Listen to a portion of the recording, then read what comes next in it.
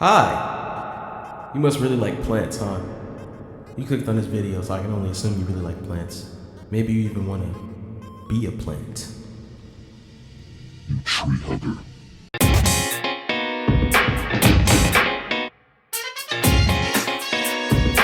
Full Night is a manga written and illustrated by Kasumi Yasuda. It debuted in 2020 in Shogakukan's Big Comic Superior magazine. Full Night takes place in a version of our world where the sun's light has been blotted out by dark clouds for a century, and neither winter nor night will ever end. As a result, the planet's plants can no longer produce oxygen, which led humanity to make a drastic decision: turn humans into plants through a procedure called transfloration. This process transforms people into plants that can function in low light. Seeds are implanted into bodies of those near death and then grow out of them, drawing nourishment from their souls. These plants are called spiriflora. When someone undergoes the procedure, they are given 10 million yen to spend however they wish over the next 2 years until they fully become a plant.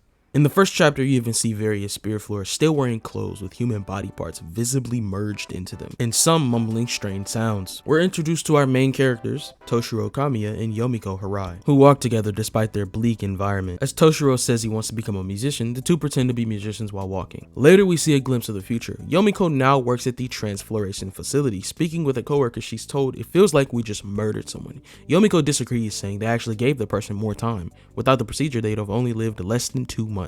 Right at the start, we can already see the moral complexity behind the procedure. Her coworker asks, "Is it really living if you're a plant though?" Yomiko, confused but resolute, replies, "All any of them care about is the 10 million yen." There's even a subtle contrast between Toshiro and Yomiko. She's eating a burger while he's eating some sort of cracker. Toshiro works a grueling 14-hour factory job for only 90,000 yen a month. Less than minimum wage, but the only place that would hire a high school dropout like him. He pays 30,000 in rent, 5,000 for utilities, and 15,000 in taxes, and 20,000 for his mother's medication. He's already used up his social security and welfare benefits for the month. To make things worse, he messes up at work and won't get paid at all that month. The 20,000 yen he saved for school won't be enough anymore, and on top of everything, his problems keep piling up. He pleads with the doctor about his mother's violent tendencies and the urgent need for her medication. The doctor coldly dismisses him, saying he's made the same plea last week and that he needs to leave. Back home, his mother is waiting. The room is a mess. His tuition money is scattered across the floor. With violence in her eyes, she confronts him. Toshiro realizes that her meds are worn off and is shocked to see that she found the money he had hidden in the soles of his shoes. "So you lied. You lied to me, didn't you? You still had money and yet you lied. Everyone's against me, but they won't beat me. Oh no.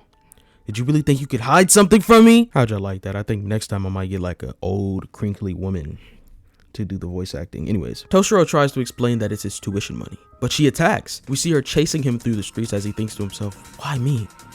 What did I do to deserve this?" He trips, classic horror movie style, like he literally tripped over nothing. There was nothing he tripped over. And she stabs him. With tears in his eyes, he looks over at a flower pot, crushed by his burdens.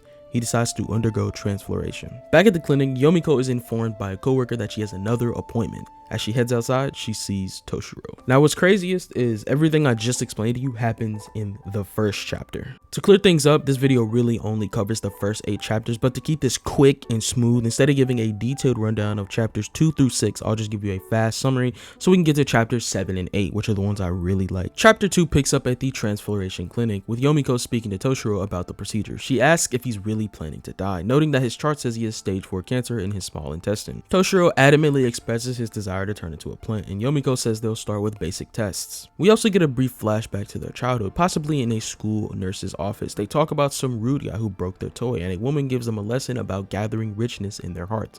Toshiro doesn't understand what that means, and Yomiko swears she'll kill the guy who broke their toy. Back in the present, Yomiko tells Toshiro that he lied about having cancer. Instead, his blood is filled with over 150 toxic chemicals and bacteria. She urges him to go to a hospital, and Toshiro says he doesn't even have enough money to pay for food today, and insists that she just stamp the application. She offers to help, but he tells her it's beyond just food. He explains all the other issues he's facing, and Yomiko responds that those struggles are just part of living, and that there's no point of any of it if you're dead. Toshiro pushes back, saying transfloration isn't dying, and she knows it. She then points to a spiriflora and says, "You'll become fertilizer for a plant, and no one will understand a thing you say. For all we know, it could be a life of endless agony." Toshiro responds, "But I have 10 million yen worth of richness in my heart," and says there's not a single thing he enjoys about living his current life. 5 days pass and Yomiko finds Toshiro beaten up in an alleyway. He tells her they took all his money, but he also says something strange. It senses intense anger, speaking as if for the plant. Yomiko is surprised by his ability to understand the plant's weird mumbling. Toshiro is confused, as he thought everyone who underwent transfloration could do that, but Yomiko says she's never heard of anything like it. This ends up being a turning point in the series, as Toshiro ends up taking a job from Yomiko. In chapter 3, Toshiro is introduced to Jin Hiragishi, the Unsection Chief, a department with no fixed duties. We also get a deeper understanding of Toshiro's ability. He explains that when he's near a spirit flora, he can sense what they're feeling. He doesn't hear actual words. It's more like a wave of sensations or emotions. Depending on the individual, some feel like they're screaming, and some are calling out for water. Jin asks if the spirit flora still have personalities. Toshiro says he can't hear anything from the ones that have been spirit flora for a long time. They're just silent. Jin then asks what the spirit flora behind him is sensing about him, and Toshiro responds saying Jin feels perplexed.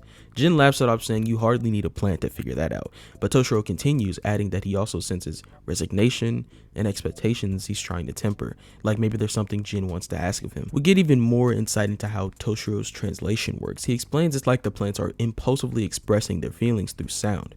Jin keeps questioning, asking, are they just screaming gibberish that carries no meaning for humans, or are they meaningful words that your mind simply can't translate? Then Jin points to a specific spirit flora and asks Toshiro to translate it. He says it's his former coworker. It's only been a year since their transfloration. Jin adds that he doesn't need a special power like Toshiro's to tell when someone's lying, putting pressure on him to perform. In chapter 3, we also get a glimpse of a future character who become important in chapters 6, 7, and 8.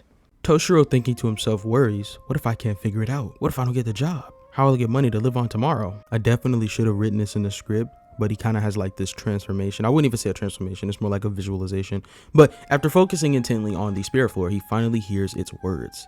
Go to the South Pole. Jin is amazed and Toshiro gets the job, but immediately afterward he throws up, saying his head is splitting and he never wants to feel that way again. Chapter 4 opens up in an office where we see the character I mentioned earlier, Sumi, being scolded for playing the piano lifelessly. With a blank expression on her face, the director asks if she's even listening, then continues to berate her. Your performance earlier. The concert hall flowers bloomed for 6 minutes. Do you know what that means? Sumi calmly replies, it means that roughly 60% of the audience was moved by my performance.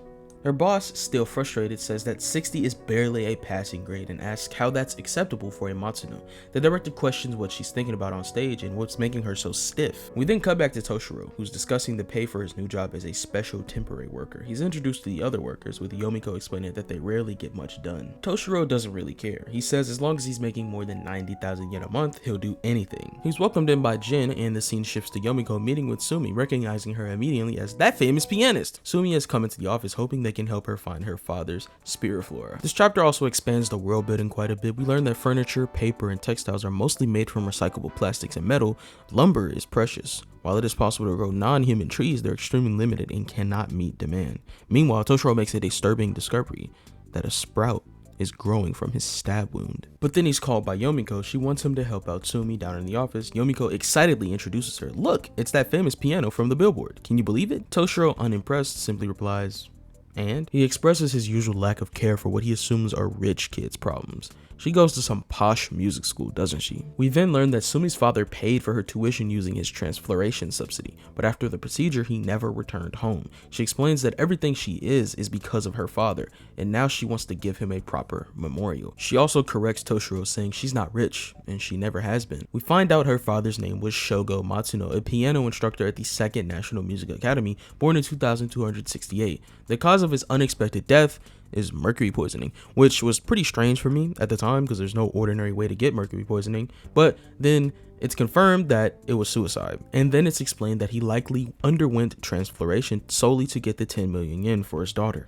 Toshiro, once again annoying Yomiko, asks another blunt question. So if your dad was some college lecturer, how come he didn't have any money? We learned that it isn't uncommon for transfloration patients to separate from their families. They often return to the places they worked. In Shogo's case, the seed implanted in him was from a Sawa Futagi tree, and it was planted over 3 years ago, meaning he should almost be completely a tree by now. They decide to look around school campus, but it won't be easy as Sawa Futagi trees are popular ornamental trees and they're planted almost all over the grounds. Sumi is frustrated and she asks, how are they going to find him? Yomiko says that locating a specific spirit flora is extremely difficult, and this is exactly why Toshiro was hired hired in the first place. Yomiko explains that he can communicate with Spirit Flora. Sumi is obviously caught off guard and she's like, I'm sorry? Later in the same chapter, as Sumi is leaving, Yomiko tells her they'll contact her if they discover anything. Yomiko walks off after being summoned and Toshiro is left alone with Sumi. He can tell she hates him. At first she denies it, then she admits, I do. I've been searching for my father tirelessly and now I'm being mocked by someone like you? You say you can talk to Spirit Flora? I've had enough of your lies. Toshiro sees through her act. He says she hates her father, and he knows because back in the intake room, the Spirit Flora can sense her contempt. They're highly sensitive to human emotions. He asks her, what do you really intend to do once you find him? He reminds her that Spirit Flora are considered state resources and destroying them is forbidden, but then he offers, if you pay me, I'll help you destroy it. Sumi replies that she wants to see it burn. It's right around these next two chapters where I feel the story really picks up. We already get a bleak look at the state of the world, but the relationship between Sumi and her father is absolutely grappling. And now that I'm rereading it while typing up this script, I realized something. Sawa Futaki trees, the kind her father became, represent growth, renewal, and endurance. That symbolism will make a lot more sense as we dive deeper into the story. Chapter 6 opens with Sumi at home, a lighter flickering in her hand. She simply says, burn. We then flash back to a memory of her and her father's back at a carnival. He tells her, we'll get back to work on the piano tomorrow. Then we jump to Sumi and Toshiro riding the subway. He silently questions his choice to help her destroy her father's tree body, fully aware he'll be fired on the spot if he goes through with it. He considers how he might lie about the situation, but he eventually shrugs it off. I need the money. It's in this chapter that we really learn why Sumi plays the piano. And just a heads up, this part involves parental abuse. I just wanted to let you know. She wasn't drawn to music out of love or passion. She was forced. Her father was completely uncompromising when it came to piano. Every tiny mistake would set him off, screaming, insults, threat, even sometimes hitting her, kicking her, or throwing things, and he wouldn't stop until she played it correctly. She adds that his rage-filled face still haunts her every time she plays, even though he's long gone. The scene then shifts to them arriving on campus, inside the Spirit Flora forest. Toshiro notes that the public shouldn't be allowed here. In his head, he's annoyed. The forest spans the area the size of a small mountain, and finding one specific tree feels almost impossible. In a moment of frustration, he tries lying, pointing to a random tree and saying it's her father, but Sumi knows he's immediately lying. She reaffirms that she has to burn her father's Spirit Flora, no matter what. Toshiro asks, wouldn't it be easier to just quit playing piano? Sumi's response is intense and heartbreaking. I want you to visualize something. Your own parent throwing away their life, literally dying to pay your tuition. After having that dumped on me, what choice did I have but to become a pianist? Believe me, it's not like I want to keep doing it. But in this day and age, how's a lone woman supposed to make a living? Should I quit the piano and go look for a job? Do customer service? Factory work? Prostitution? Any one of those will just use me up, toss me aside, and leave me to rot in the street. All I have is the piano. It's all I've ever done. And it's all I'll ever be able to do. That's why it's so important that I erase my father from inside of me. At the very least, I don't want to be playing that stupid piano solely because I was forced to. This is the start of chapter 7, which I didn't really want to include, but for context, Toshiro admits he doesn't actually have a natural talent for locating them, so he ends up calling Yomiko to learn how to actually do it. With that help, they resume their search. When they find the tree, things immediately turn intense. Toshiro begins to hear distorted words from it, and her father's Spirit Flora is insane. Every single part of the tree is twisted towards the school, unnaturally so. It's as if every branch, every limb is obsessed with that place. Toshiro notes that the tree's been ranting about piano playing the entire time. Sumi is unsurprised, stating that he hasn't changed one bit, and honestly, it's kind of chilling. Her father's obsession with piano was so deep, it actually affected the growth of his tree body.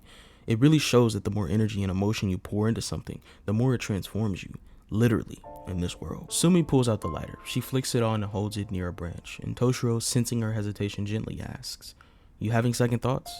The tree's sensing doubt and anguish from you.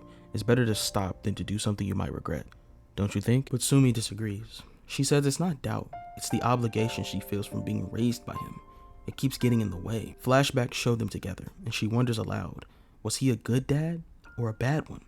Why can't he just be one or the other? She admits she can never forgive him for the physical abuse, for being so cruel. Then with resolve, she turns to Toshiro and says, "Translate this. Do what you have to do to make sure he understands. I can't fight him if I'm the only one in the ring." Toshiro, overwhelmed, replies, "I can't speak plant. I just hear them. It's like weird electrical interference. I don't even know what kind of sounds they make." But Sumi, with tears in her eyes, insists, "Tell him. Just tell him I don't forgive you."